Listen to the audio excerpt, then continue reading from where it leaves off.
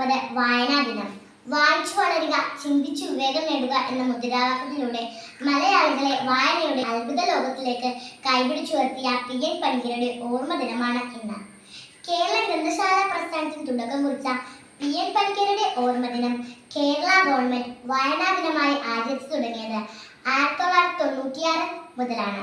വായന എന്ന് ഓർക്കുമ്പോൾ തന്നെ നമ്മുടെ മനസ്സിലേക്ക് ഓടിയെത്തുന്നത് കുഞ്ഞുണ്ണി മാഷിന്റെ ഒരു കുട്ടി കവിതയാണ്.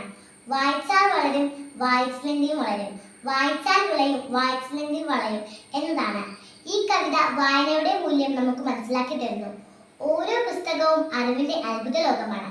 ആ ലോകത്തിലേക്ക് എത്തിച്ചേരാനുള്ള വഴിയാണ് വായന. വായന നമ്മുടെ സ്വപ്നങ്ങളെയും അഭിരുചികളെയും ചിന്തകളെയും സ്വാധീനിക്കുന്നു. നമ്മുടെ അറിവുകൾ വളർത്തിയെടുക്കാൻ വായനയ്ക്ക് കഴിയും. വായനാശീലം അന്യമായിക്കൊണ്ടിരിക്കുന്ന ഈ പുതുതലമുറയ്ക്ക് വായനയുടെ പ്രാധാന്യത്തെക്കുറിച്ചുള്ള ഓർമ്മപ്പെടുത്തൽ കൂടിയാണ് ഓരോ വായനാ ദിനവും.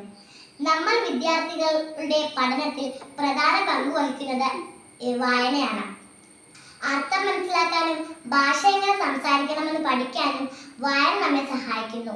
ചെറുപ്രായത്തിൽ തന്നെ വായന ഒരു ശീലമാക്കാൻ നിങ്ങൾ ശ്രദ്ധിക്കണം. ഇന്ന് പുസ്തകങ്ങളിൽ നിന്ന് ലഭിക്കുന്നതിനേക്കാൾ കൂടുതൽ അറിവ് ഇന്റർനെറ്റ് പോലുള്ള നവമാധ്യമങ്ങളിലൂടെ ലഭിക്കുന്നുണ്ടെങ്കിലും പുസ്തകങ്ങളിൽ നിന്ന് ലഭിക്കുന്ന അറിവ്, പുസ്തക വായനയിലൂടെ ലഭിക്കുന്ന ആ അനുഭൂതി നവമാധ്യമങ്ങളിലൂടെ ലഭിക്കുകയില്ല.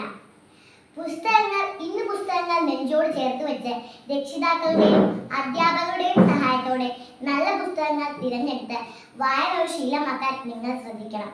ഇത്രയും പറഞ്ഞുകൊണ്ട് ഞാൻ നിർത്തുന്നു. എല്ലാവർക്കും എൻ്റെ ഹൃദയം നിറഞ്ഞ വായനാ ദിനാശംസകൾ.